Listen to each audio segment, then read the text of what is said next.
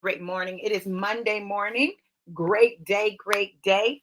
Listen, I want you guys to not only to come in, but I want you to share this broadcast. One of the things that I have striven to strive, have strived, whichever, right? To do is to open the door to conversation and dialogue. But there's some things that I understand about race and racism and conversations about it and the passion behind those conversations. But I want you guys to share. Let me know who's here. Share the broadcast first. Share, share. And when you've shared, let me know you shared it. When you shared, let me know you shared it. And I'm going to let me know you shared it. Okay. I'm going to go ahead and I'm going to share because I want to make sure that I tap into as many people as possible as I have this conversation, because I believe with everything in me that we must have the conversations. It's not a one conversation thing. Hey, beautiful, how you doing? It's a mini conversation thing. Now listen, now that you shared, let me know who's here and where you're chiming in from. Where are you in this great country, world? Where are you? Let me know where you are. I want to know who is tuned in, who's plugged in, who's listening. I want to know who's listening, who's here. So be sure that you comment so that I can see who's here and where you're tuning in from. We're going to have some real talk today, and it's something that I pride myself on, and that is real talk. And real talk, even with exposing me, right? See, where y'all at? Where y'all at, y'all? Listen. Mhm. Whoo, goodness. Mm. I am in a place, honestly, that I did not want to be. Thank you, Nicole. Louisiana. It's okay, boo. It'll be here for you. I'm in a place that I honestly did not want to be. And that's the place of talking about these issues. I didn't want to have to do this. Listen, let me tell y'all something about me. I lived enough life as a forerunner, as the first to be in a position where, I'm good. I talk about things as I, need to talk about them. I deal with them as I need to deal with them. And now I find myself in a place where, all of the things that I've taught, all of the things that I've learned, all of the conversations that I've had are coming to bear for this time. I need you to understand, I am not new to the issues of diversity. I'm not new to the issues of race and racism. I'm not new to any of this. Listen, when I look back over my life and I look at the things that I've had the opportunity to be a part of, when the University of Kentucky established their first commission on diversity and creating a space where African American voices could be heard. The president established that commission, and I was on the commission. I am not oblivious to the challenges for Black people or for white people in having these conversations. In fact, if I can share with you humbly just a little bit of my resume, I taught some of the first classes on interracial communication in the field of communication. I had the opportunity and the privilege of being a part of establishing what has gone on to create great strides in the field of communication, the African American Caucus. Communication Caucus, right? We created a division. Like, we did some of the first publishing. And I'm not saying this to brag or to be braggadocious, but I need y'all to understand that I'm not Joe Blow off the street corner coming to you telling you what I think.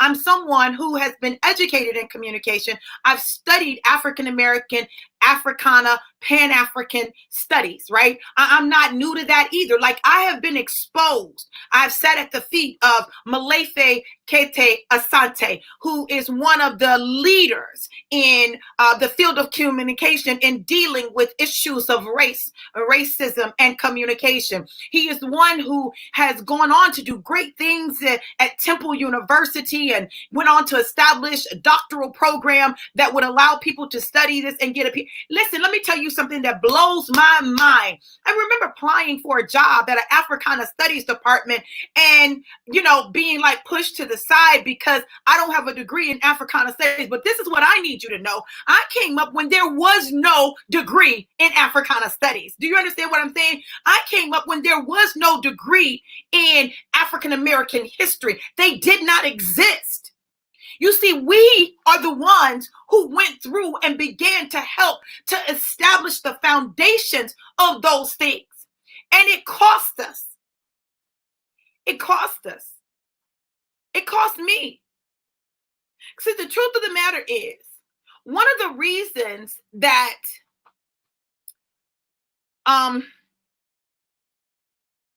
people in the field of communication looked at me the way they did was because I knew I wanted to bring my Blackness to bear on conversations about communication. I was reading as an undergraduate all of these theories of communication saying, Black people don't do that. Like, I didn't see me reflected in the scholarship.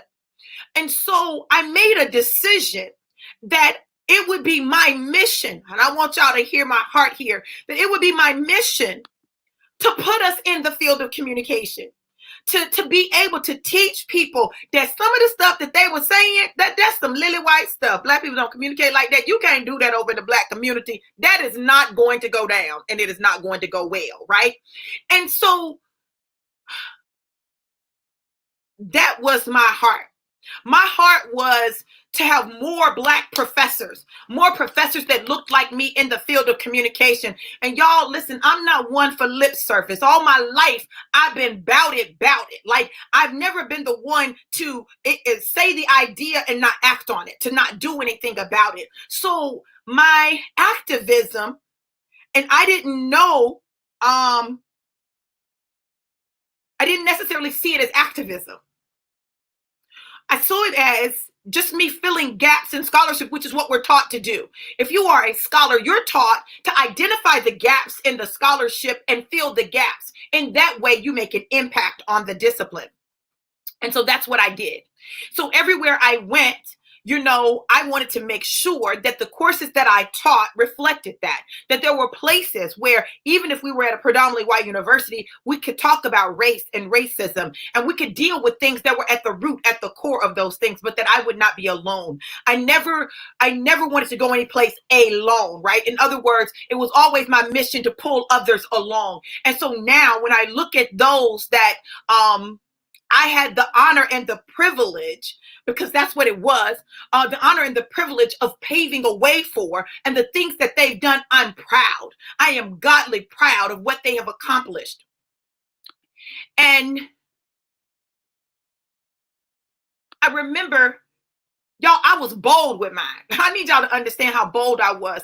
I remember getting a job offer from the University of Nebraska, and I put in my package in order for me to come to this school. Like, I've got a graduate student that I need to bring. That's the only way I'm coming, is if I'm able to bring this graduate student. Y'all, I was bold. And I think my boldness offends white people.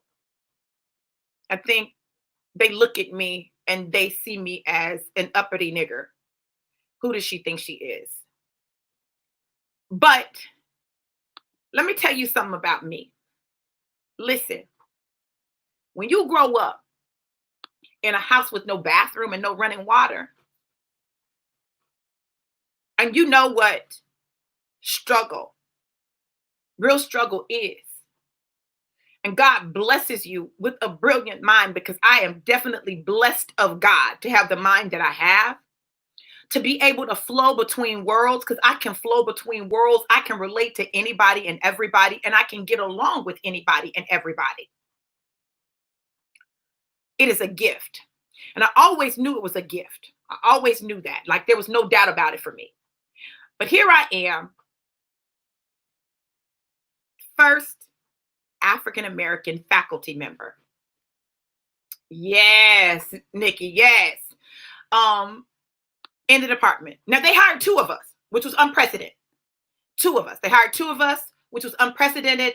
Like they brought two Black women in. I came in first. Okay. I came in that summer. I did some teaching that summer and had some encounters that I was not pleased with, but I came not alone. I came and I brought a student with me. You see, I've always believed in paving the way and bringing someone behind me. And the reason that I do that, listen to me, I want you to hear me. The reason that I do that is I never want to be that one. The one that they allow in and then they shut everybody else down because we already got one. I always wanted to pave a way so that more people could come through. More people's voices could be heard. More people could have opportunities. More people could maneuver, right? Now, y'all listen. I'm telling you, I recruited Black students. Black students that I saw that had promise and potential and really could do some things in the field. Like, I didn't try to recruit everybody, but there were people that I knew were going to be the bomb in the academy. And I advocated for them. And I supported them and I brought them in and I tried to share with them the wisdom that I had gained.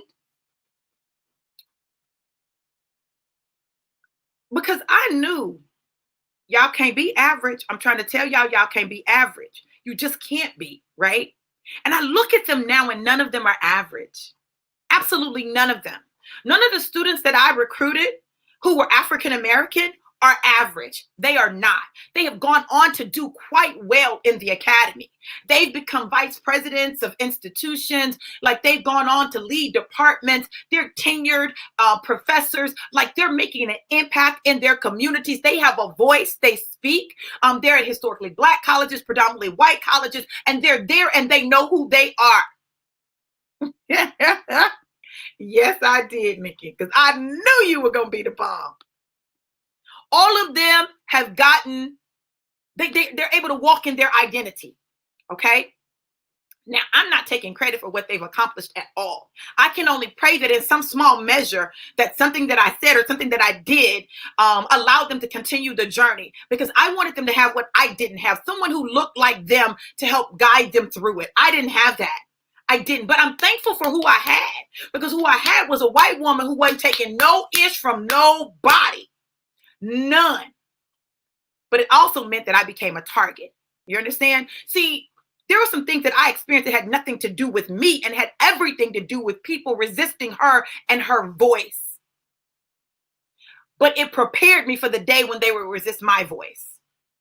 So I'm thankful to Dr. Pamela Cobb Flesh. I know that sounds like real funny. Born in Idaho. Come on, y'all. Came from the Midwest. I'm thankful for her because she saw something in me that she challenged. Yeah, she challenged it. Mm-hmm. I had to learn APA better than anybody else. I did a whole independent study in APA. It was not going to be the thing that tripped me up.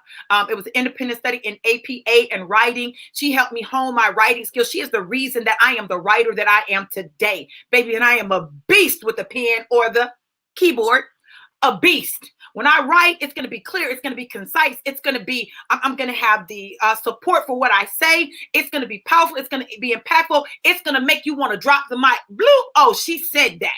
That's my writing. But she helped me to hone that. She helped me to tighten that up. I got to give her props for that. And she was a white woman. Do you hear what I'm telling you? So for me, I need y'all to understand it's not just about race, but race is there. It's not just about race, but race is there. And so why this? Why are we seeing the stuff that we see going on? Because I'm convinced most people really don't know who they are. And in the absence of a strong self-identity, you feel like you got to put other people down or put other people in their place. let me tell y'all something about me. I don't have time to be going around to put people in their place. Because let me say this. The Apostle Paul said it like this. Listen, I am of the tribe. Come on, now listen to me. Paul said, if I wanted to and just go through my accomplishments and who I am, I could do it all day long because this is who I am. I'm this. Okay? So when you come at me, know that, right? But, he said, but, that's not really what we're talking about.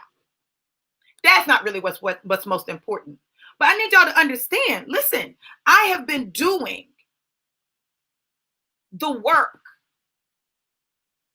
of creating bridges between the Black and white community all of my life. Not just when I went to college, all of my life. My best friend growing up was a white girl that lived across from me. Like, that was my best friend. And I didn't understand why she couldn't spend the night in my house. And I didn't understand why I couldn't spend the night at her house. And I didn't always understand that. And I didn't understand why her daddy didn't really like me. And I didn't understand those things. All my life, I've been a bridge builder. And it was in thinking that if I just worked hard enough, that I would be able to be me and be accepted amongst the white community. And then, of course, I've told the stories of how I was awakened to the fact and the reality that there would always be some white people who would see me as a nigger. That's it, point blank, period. Now, you may not be those white people if you're watching this, but I promise you they're there and you know them. You have conversations with them. They may be in your family. It may be your husband or wife. It may be your children. It may be your aunts, your uncles, your mother, your grandmother, your grandfather. But you know the people that I'm talking about. It doesn't matter what a Black person accomplishes. They will always and forever be a nigger. Point blank and period. They just an educated nigger. They're a ball dribbling nigger. They're a football running nigger. They're a baseball hitting nigger. They are a wrestling nigger, but they are still yet a nigger. They might even be a rich nigger. They might be a singing and a dancing nigger, but they a nigger. It is what it is. So I've been grappling with this, because my family is very, very, very diversified and blended. Very blended, okay? My nieces and nephews are mixed, but y'all, I'm going to be very honest with you. I had a whole problem with white girls, And I'm going to tell you why I had a problem with white girls. People always ask, why do Black women get mad when white women are with Black guys? And, it's just, I had a whole problem with white girls because this is what I saw. White girls were down for the Black boys and the Black D. Let me say that one more time. White girls were down for the Black boys and the Black D, but they weren't down for the Black struggle. That's a problem for me, right? They were down for the Black boys and the Black D, but they weren't down for Black people, and they weren't down for the Black struggle. I said it. I did. I said what I said, and I meant what I said. And so for me, I had a whole problem. I'm being very authentic with you. I'm telling you guys. See, nobody has to tell on me. I know who I am. I know how I view things. I know what I see. I know how I feel. And I'm very in touch with it, in tune with it. And I can articulate it without any confusion or any apologies. Listen, this is what I experienced. And I had to come to grips with. Listen, babe. You can't be mad at the white girls for loving Black men. I get it. Black men are fine. They are fine specimens, honey. They are kings. They are royalty. I get it. I love them too, right? I can't even be mad about the Black D. I get that too, okay? I had to let people be people. Had to let people make their own choices about who they love, who they wanted to be with, who they wanted to have a relationship, and take the personalization out of it. Because every time a Black man was with a white woman, it did not mean that I was not important or valuable as a Black woman. It didn't mean that. I had to depersonalize that thing, right? But it took me a while to be able to do it. Just honestly, it did. I'd be mad. I'd come home, white girls walking in my mama's house. First of all, white girl, why are you in my mama's house? And why do you think you can just walk in and not knock? You don't live here. This is my mama's house. Don't do that. They'll tell you. The white girls in our family will tell you that I used to give them sheer D hell. Like they would be like, oh my God, Veronica's mean. Veronica doesn't play. I was not playing with them, right? And I'm thankful because let me tell you something. To this day, those same white girls still rock with my family. They rock with my family. They ride for my family, not just the good times, not just being with a black man, not just for the black D, but for the struggle, right?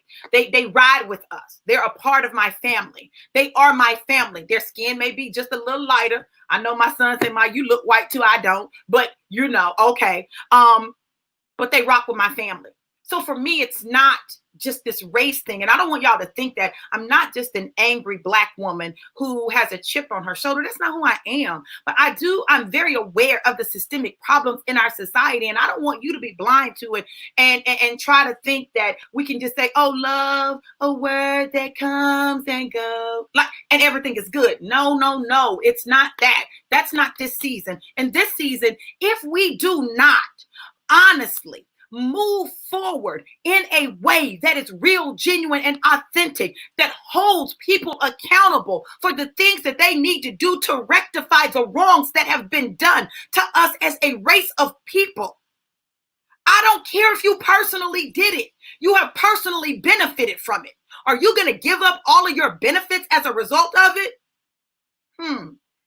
See, let's keep it personal. If you want to be individualistic in how you view this as an individual, are you willing to give up the privileges that have been afforded to you by your whiteness?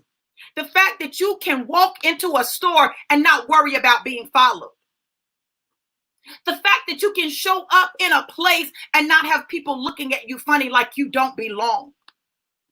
The fact that you don't even have to think about your race. And you don't have to address racial issues if you choose not to, because it's, your prerogative, right?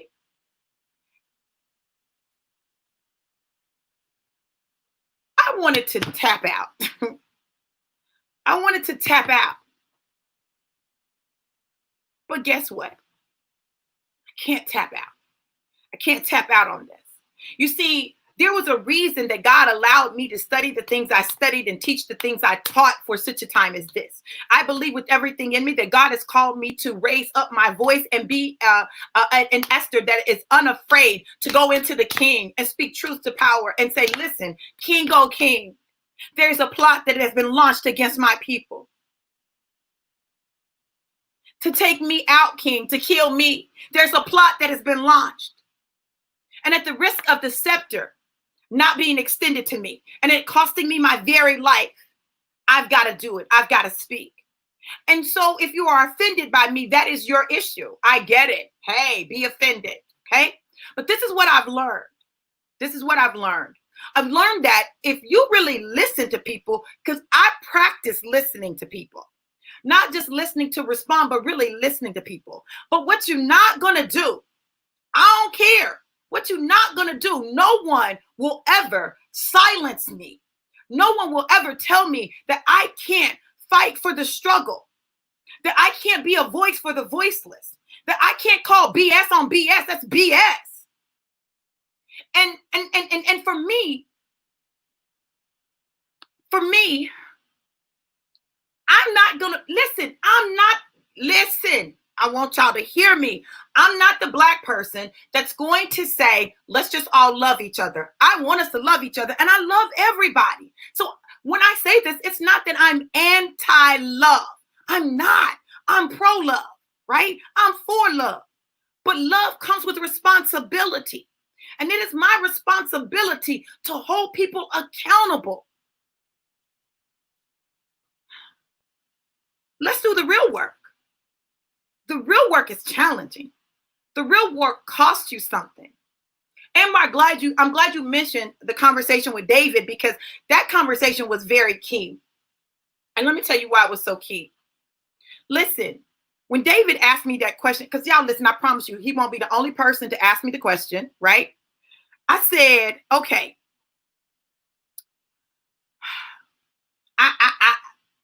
let's have the conversation. Let's not just say it like in the inbox. But let's have the conversation and let the people hear the conversation and what it looks like to have an authentic conversation about race. right? An authentic conversation where, listen, we can begin to dismantle white privilege and begin to talk about what that looks like and how that shows up and begin to address it. And then how do you use it? Like, I'm convinced that in this season, this is a season where God is calling me to really, really do that work again.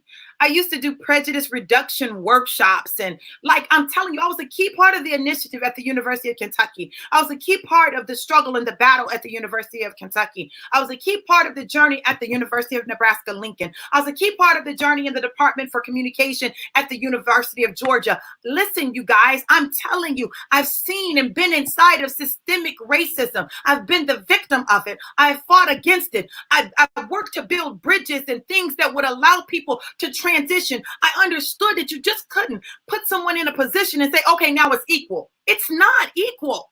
That there has to be programs and systems in place where you begin to get people, even as undergraduates, and prepare them for graduate school, and then prepare the graduates to be professors. Because each level, there's a different level of struggle and strife and a different monster that you face. I was good for white people as long as I was an undergraduate. When I became a graduate student, there were white people who were very threatened by my presence and my voice. The fact that I would not back down or bow down. The fact that I had strong opinions and I expressed them. I was not afraid to challenge the status quo. I was not afraid to call BS on BS. That's BS. Come on, y'all. Let's think about this logically. How in the world do you think that you could possibly ever take 400 years of slavery and discrimination and systemic racism and say, okay, it's done. Okay, now everybody's equal? How? How could you think that that's possible? It's not. Will there be those people that no matter what systemic things have happened or what systemic things that they face, who will come out on top? Yes, I'm one of them. I'll always come out on top. It is my nature. It is my drive. I am a beast. I am a warrior. I came for this. I was born for this. But I'm a warrior. See, there are two people who will often find themselves able to make it out. That is the warrior and the Uncle Tom. But they make it out for very different reasons. The warrior makes it out because they refuse to give up. They won't quit, won't stop. Baby, you're not going to silence me. I'm going to fight. They make it out, but it may cost them their life. Prime point, Dr. Martin Luther King Jr., Malcolm X. Okay? They made it out, but it cost them their lives. Medgar Evers. It cost them their lives. There are other people who make it out. And their skin looks like mine, might be darker. And they end up in positions of power and authority, but it's because they bow down and kowtow to the leadership, to the voices that be. They're the Negro that they're not going to shake nothing up. They're going to go along to get along. Yes, sir, massa. Yes, sir. It is the classic divide that has created division in the African American community. Those people often succeed because they're saying what the white majority wants them to say. Candace Owens, I said her name. I said it. That's one of the most confused Black women I've ever seen in my life. But this is what I know. I'm just going to tell y'all like it is. Every Black person at some point in their life have the experience where they are awakened to the reality that they look at me as a nigga too. The moment you stop saying what they want you to say, the moment you stop being able to be pulled by the strings, the moment you stop you're awakened to the fact that you're not different. That moment, all Black people have it. I had mine early. I had mine my senior year in high school. That was the moment for me. That's when I had my moment. That's when I realized, wait a minute. When I went off to college, I had my moment. I said, hey, hold up. And I was awakened to the fact that racial identity does matter. Doesn't mean I hate anyone. Not at all. I had to work through the anger. Like when people see me now and they say, oh, you're an angry Black woman. You ain't seen angry. Angry was my freshman year when I had a white roommate. And I'm walking up and down the halls of the dorm with all these white girls talking about I hate white people. I hate white people. I hate them. I said it. I said what I said. What y'all gonna do? Who wants some? And I wasn't even a fighter. Okay? No. I'm angry at injustice. And I don't care who the injustice is for. You understand? I'm just as angry about the injustice that's done to the gay, lesbian, bisexual, transgender movement. Like the people who are in those groups. Like I'm just as angry about that. I'm angry that people would think it's okay to kill someone because they're transsexual. I'm angry about that. But right now, my focus is primarily on Black lives because we're being killed at a disproportionate rate and no one seems to care. Like there's no justice. And it's one thing to say, oh, I'm so sorry. This is wrong. This is horrible. Like that's cute. It's cute. But it's not creating change. Change has to happen on a number of levels. And I have to publicly say this because I publicly said it. I'm big on that. I'm big if you say it in public, fix it in public. I'm big if you do something wrong that hurts someone, then you fix it, right? I'm big on that, y'all. Like this is not a game for me. This is how I live my life. This is not something that I'm doing for the time. This is something that I do. And those who know me know that I've been consistent in this. I've been consistent in this. So even in the church, when the church says, hey, these gay people, this and that, and I'm saying, well, hey, wait a minute. Can we just deal with some things right now? Can we deal with the fact that some of those people became gay after they had encounters with gay people in the church who turned them out when they were young? Can we talk about that? If we're going to talk about tossing gay people out, let's talk about how this came to be. Right. And I'm not saying that everyone who's gay has been touched. I'm not saying that. But I'm saying that there are a lot of people who are gay who were touched and taken advantage of by someone who couldn't openly express who they were because of the confines of religion and the church. And so they pushed it in. And then it came out in taking advantage of those who did not have a voice, those who people might not believe. I'm just saying. So I'm calling it all out. Let's call it all out. Let's don't be, picking out what we're going to call it. Let's call it all out. Okay. So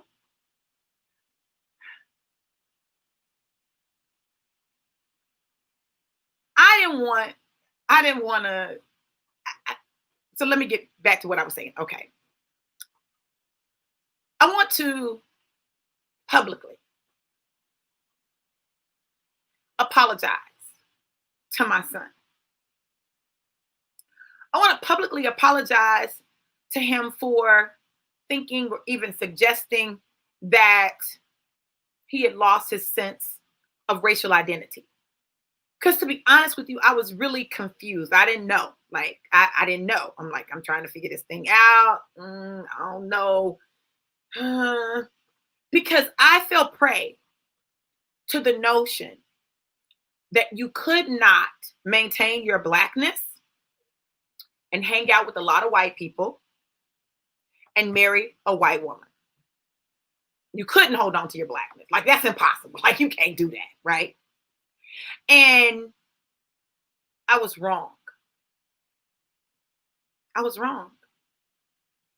I'm so proud of my son. My son said something to me. I'm a very public person. I'm a a person that, I put my whole life out there, right? That's not my son.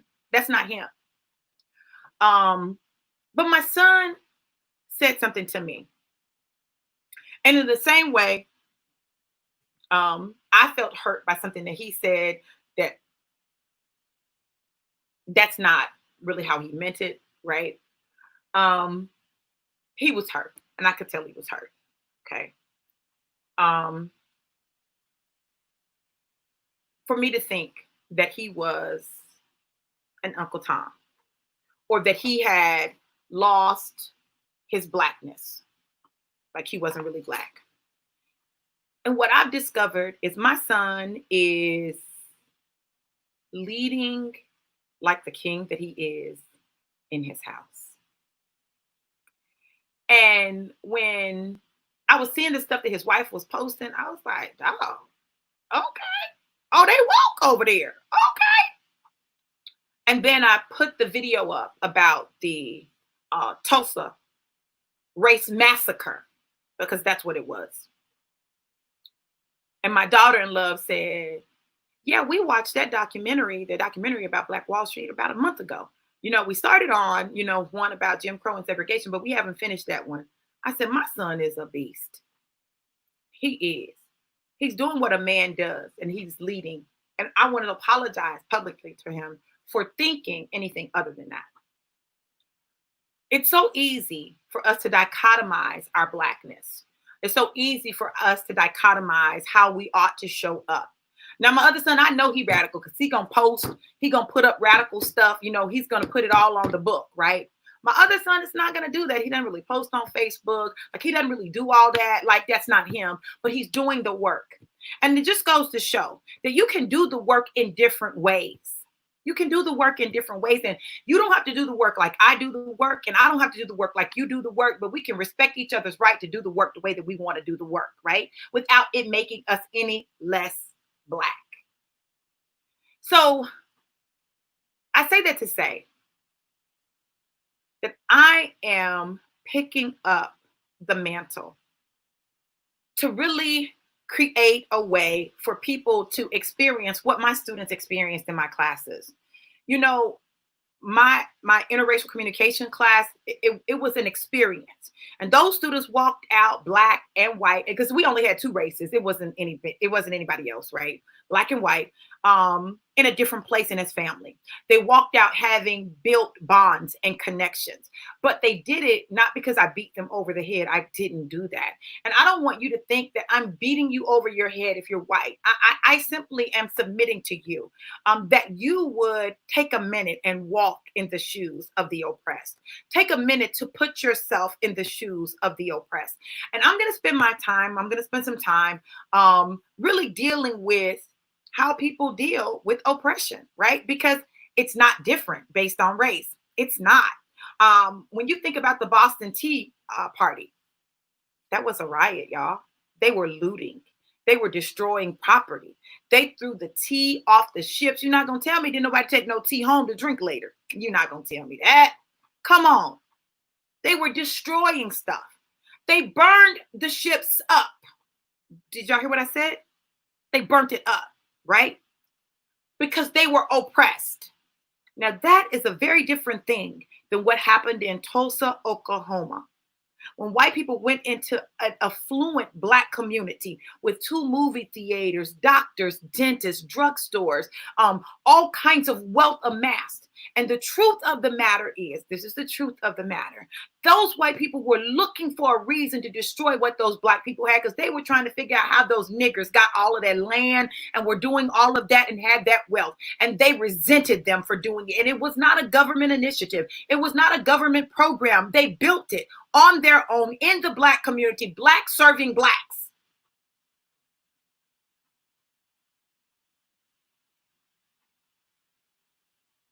And they wanted to destroy it. And they did.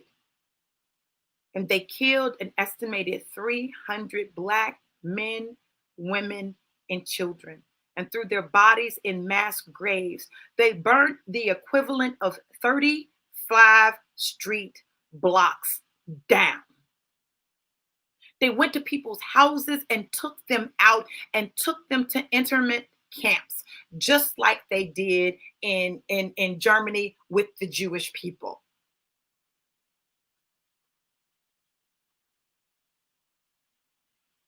And they didn't do it because somebody died.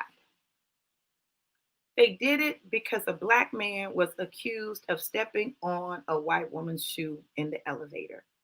Are you serious? No, you were looking for a reason to go and destroy it. That aside, that aside, that aside, the things that Black people have endured at the hands of white people and this government, the things that people of color have endured at the hands of white people and this government is atrocious. And so, before you say to me, let's just love, I need you to understand that we've been loving and we're still loving. But we're saying no to the abuse. And since the only thing that a capitalistic society understands is disruption in money, impact in money, we're disrupting. Do I agree with rioting and looting? I don't. But I also understand very clearly that there are agendas at work to produce rioting and looting in order to cause the peaceful protests to be discounted. But it is what it is. And sometimes it's necessary. I wasn't planning on being on here this long. I just wanted to come on and tell you why this, why now. Because of that, um, I'm getting ready to start doing some of the work that I did earlier in my career. I'm getting ready to really deal with the realities of identifying racism in you and healing and being able to have real, genuine, authentic relationships with people of color where you don't discount them and you don't operate in your biases and you don't, like, listen, when I tell y'all racism is so subtle, it's subtle, but it's identifiable if you're aware, it's identifiable. So I'm picking the mantle up because I feel like I have to. And for those people who may think that um, I don't know what I'm talking about, I've walked people through this. I've seen the look on people's faces. I've held them when they cried, when they realized that they had been lied to all of their life through history books. I held them and helped them work through it because it is traumatizing. Racism, when it is unveiled, it is traumatic. And the truth of the matter is, racism has done much more damage to white people than it ever could do to black people. And that's real. And the moment I think that white people begin to realize that racism is killing them and limiting them in ways that they're not even conscious of, then maybe people will begin to address it in themselves. Not for us, but for themselves. So I want to challenge you guys to stay woke. Stay woke. I'm not asleep. I see the different agendas at play in politics. I understand that, y'all. Listen, but I'm not going to discount what Black people are feeling. I'm not, because I get it. I understand. I know what it feels like to want to throw something through a window or tear a desk up or flip something over because you can't believe the BS and how discounted you are. I know what that feels like as an educated Black woman, right? And the truth of the matter is, people are tired. So let's not just be tired. Let's focus on what our strengths are and how we can help bring solutions. That's one way that I can help bring solution. And that's what I'm going to do. So stay tuned. I've got some things in the works that are getting ready to happen.